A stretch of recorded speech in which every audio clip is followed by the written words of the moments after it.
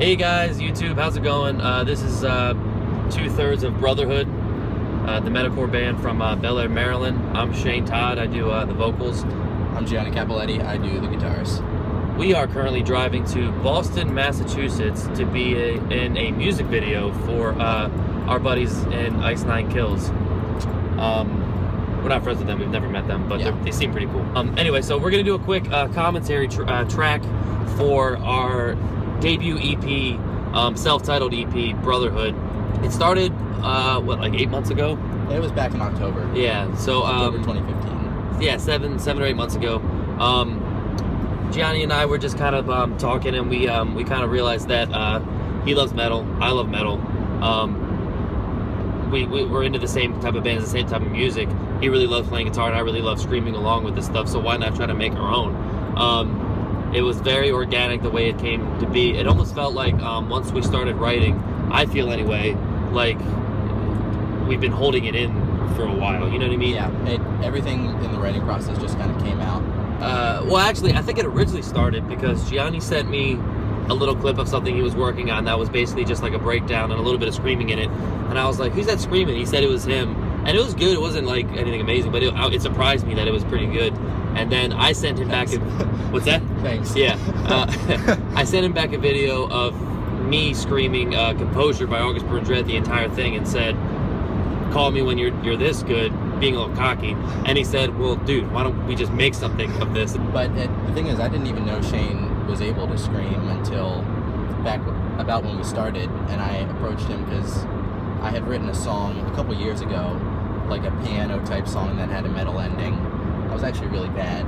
Yeah, it was terrible. It was very bad. So from there it just kind of went, and Dimitri, our younger brother, he's been playing drums for...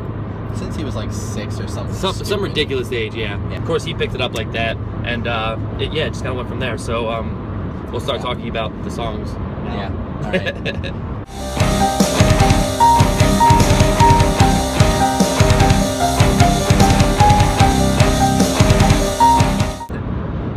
So track 1 is The Beginning.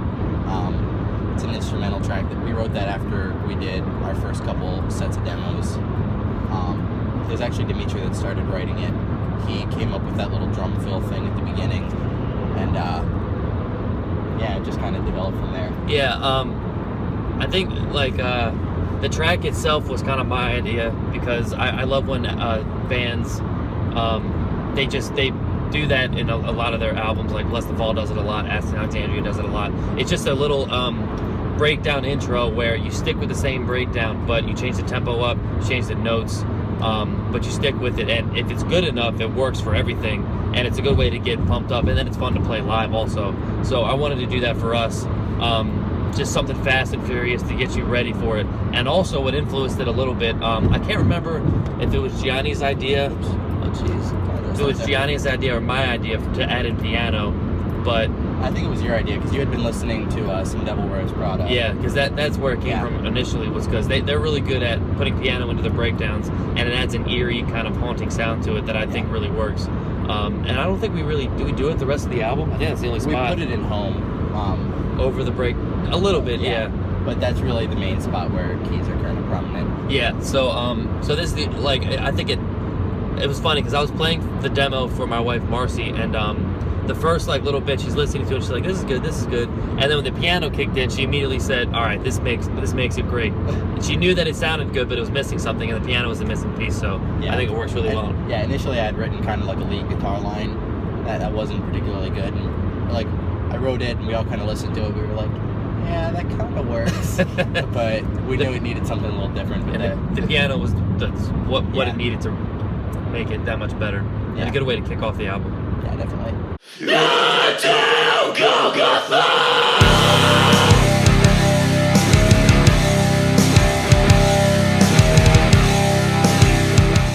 Alright, so track 2 is Golgotha. I think this is the hardest song on the album for sure. It's a fun song. I really like it a lot. I wrote the lyrics for it.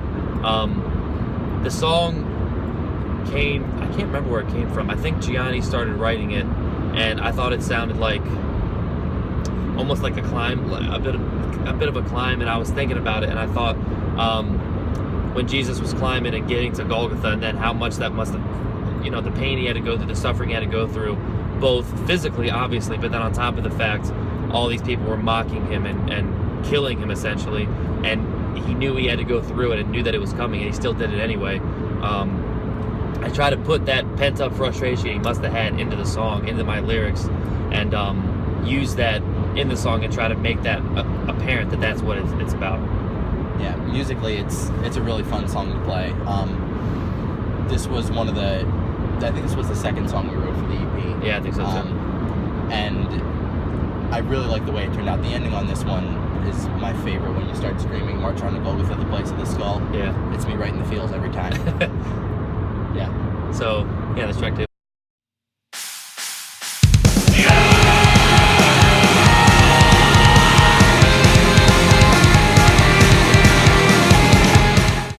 So, track 3 on the album is Unending. Yeah. And this was mostly Gianni's project. He came up with the lyrics and all the instrumentals for it. Yeah, but this song, I think it's the most different from any of the other ones on the album. Yeah, it's definitely Golgotha is harder, but this one is more strenuous, I guess, in my voice, because the lyrics are right on top of each other, so I have to really pace my breathing and make sure I space it out so I don't all of a sudden out of nowhere. I wrote the lyrics not really taking into account the fact that Shane actually had to scream it. Yeah, so there's a lot of lyrics that are on top of each other, but I mean, it works well for the song though, and I think the song actually stemmed off of the opening breakdown. I think that was the first thing he wrote for it. Yeah, it was the breakdown was one of the. I knew I wanted to have something like that in there, and everything just kind of developed off of that. I originally, when we had the first demo, I wanted the song to kick off with the breakdown instead of the beginning is more of like a two-step dancing kind of thing. I wanted to kick it off with the breakdown. I can't remember if Gianni humored me and tried it out or just told me, no, that's stupid, because it would be. What was the problem? I can't remember what the problem. I know that it was just sounded weird. It didn't sound good, basically. And I knew I wanted to have some kind of big, powerful scream at the beginning. 6 by All That Remains is another song that kind of has just a big, awesome opening. So and I wanted to have something like that. Yeah. I like to write about the stuff God's done for me. So the whole thing is about how God's grace is unending and how even when you're getting destroyed, it's still there. I definitely think this song is one of the more uplifting ones lyrically, anyway. Yeah. Because he wrote it. The ones I read are about blood and death and stuff. Yeah. Metal. Yeah.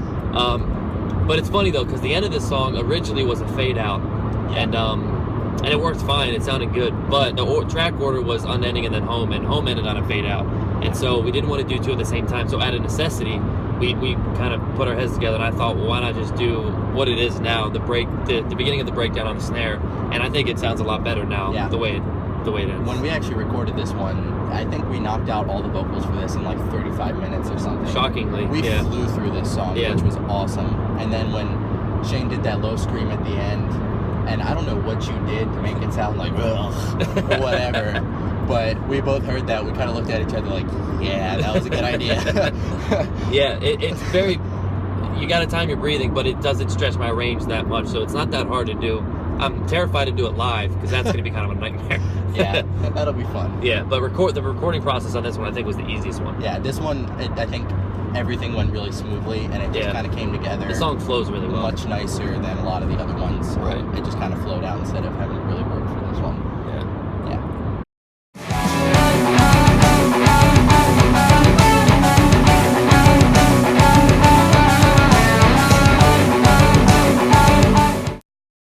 Okay, so track 4 is called Home, and I'd say this is the most popular one. There's a lot of people who have listened to this EP that are our friends and family who just listen to it because we wrote it. Yeah. But this one seems to kind of have the most resonance with people, I think. Yeah. We knew we wanted to do something kind of slower and jammy. It's actually inspired by Meridian by August Burns Red. Yeah. We knew we wanted to have a song that was a little bit slower and kind of more jammy. And I'm actually more of a piano player than a guitarist. I've been playing piano since I was 6, I think, at this point. So I've been picking my nose since I was 6. Yeah. Him and Dimitri have been making music. So it was much easier for me to write something fun and a little bit more what I'm used to writing on piano instead of trying to do something that was a stretch for me. Yeah, the basic idea for the song was build it up. I wanted to be jazzy the first half of the song with a lot of walking around on the bass. Dimitri laid down some fills and some weird beats. And so the first half to be, like he said, jammy, and then kick in really hard and then kind of slow down a little bit and then really go. I wanted a breakdown that could be played over and over again with just different leads and riffs over top of it. And Gianni came up with it. It's simple, but it's good and it works, and it's a really good undertone for the rest of the song. And so even though it almost sounds like it's two songs, it really flows really well together. Yeah. And it maintains its basic idea. Yeah, for the middle section where there was spoken word, I knew 100% I wanted there to be spoken word in this one, just because I thought it would fit. I listened to a lot of Being is an Ocean and bands like them that incorporate spoken word, and I think it works really well. I was 100% against the spoken word. He was very I remember opposed. Gianni sent me a text saying, I want to do spoken word at the beginning when everything breaks except for the piano, but I'm going to make it sound like kind of staticky, almost like it's on an old radio transmitter. And I remember saying, that's cute and all, but you had to put it in, but it's going to sound stupid. And then he sent it to me, and I was shocked by how much I liked it. I thought it really fit in the song. So I'm glad that he went against my judgment and put it in there. I'm really happy with how it turned out. I ended up actually speaking that part because we saw after we tried to record Unending that Shane can't do spoken word. You can check out the beginning of our promo video if you want to see how that went. That was god-awful, dude. Oh, man. That was great. Yeah. But I wrote the lyrics for this one too, that whole middle section and the end. And this was kind of a continuation of Unending. Yeah. Lyrically, it's just finding joy all the time. So it was a good reminder for me, and I'm really happy with how the whole song turned out. The lead lines at the end of this one, this is the fastest down picking on the whole album. It's like 200 BPM or something, which is much faster than I can play well.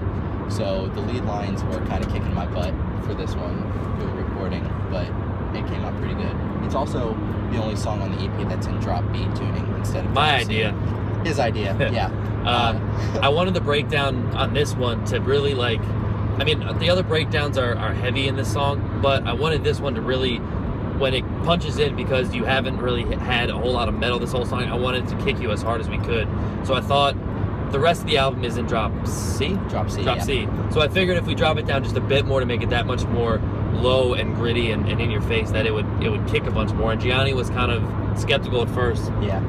But it worked really well. And I think it worked well for the piano parts also. Yeah, it just gave it a whole different feel from the rest of the EP and really set up a nice contrast. Right. So basically the moral of the story for this song is we didn't think the other person knew what they were doing at all, but it turned out pretty nice. So if you have a dumb idea, it probably is, but why not throw it out there and see what happens? Yep. See what sticks. Yeah.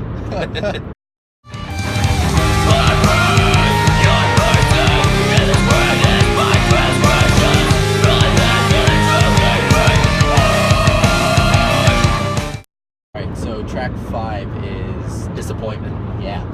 This was the first song we wrote. Yep. I sent Shane the opening breakdown thing, and it had a different lead line over it at the time too. And he was very surprised that I actually wrote something like that after hearing the first kind of demo song we did together. Yeah. The lyrics for this song were based on lyrics that I wrote for a song years ago. I just wrote them for fun, I guess. But then I kind of rewrote them and changed them a little bit and threw them in. And the whole idea of this song is that what must God be thinking when he looks down on what the world he created in contrast to the world that has become? Is this his vision for what it's supposed to be? And what disappointment he must feel towards what a lot of his children are doing and how they're behaving and stuff.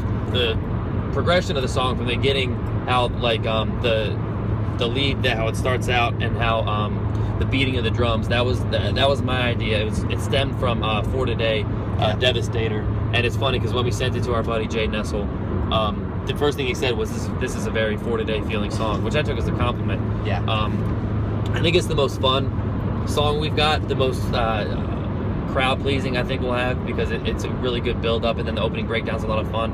And then the breakdown, immediately, the second one that also has God Bless America in it, was a breakdown that I wrote that I'm really proud of, that I think sounds really good. That was Shane's musical contribution to the album, and it ended up being one of my favorite parts of the whole thing.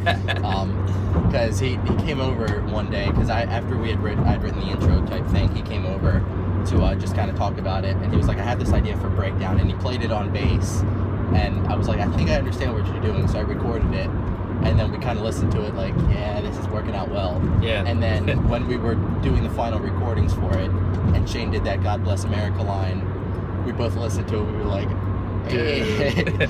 This'll work. That'll be good. Yeah. So that's one of my favorite parts of the album. It's funny because we originally had Disappointment as the second track in the album. Yeah. And I really pushed to keep it there because I thought it was a really good way after the beginning to even build it up more. I really like the idea of that intro screen for Golgotha coming right after the beginning, just to kind of have the break and then straight into Golgotha.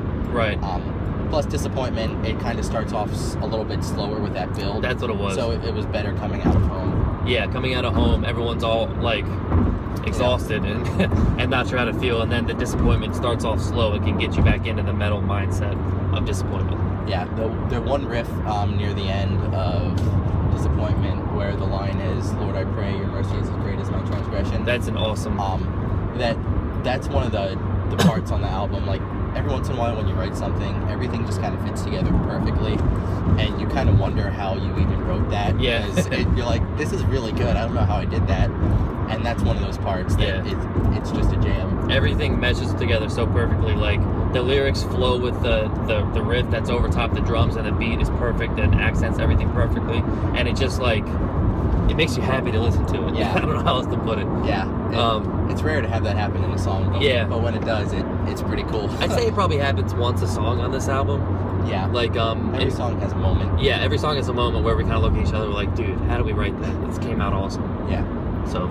Yeah, that was a good one.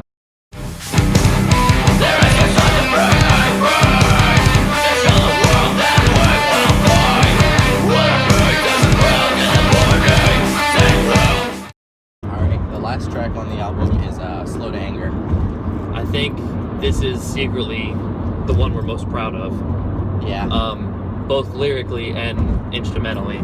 This was one of the later songs we wrote for the EP, and when we were hanging out, I went over to Shane's house with one of his buddies, Jay, and Shane and Jay used to jam a lot in high school. Shane actually played bass, fun fact. And apparently they had written this riff way back in high school, which is one of the opening riff for Slow to Anger. Yeah.